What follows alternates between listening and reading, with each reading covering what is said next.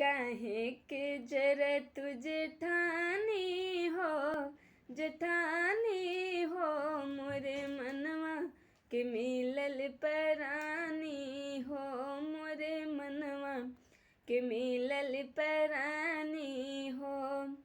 होत सबेरे लटवा में पानी हाथ दतुइनिया, उठ के करा हमरी रानी हो, हमरी रानी हो मोरे मनवा के मिलल परानी हो।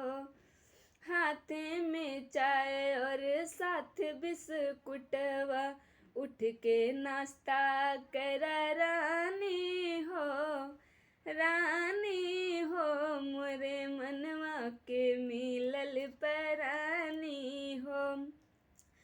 थाली में भरी के 10 ठे पूड़ी 20 कचौड़ी, उठ के जेवा हमरी रानी हो, हमरी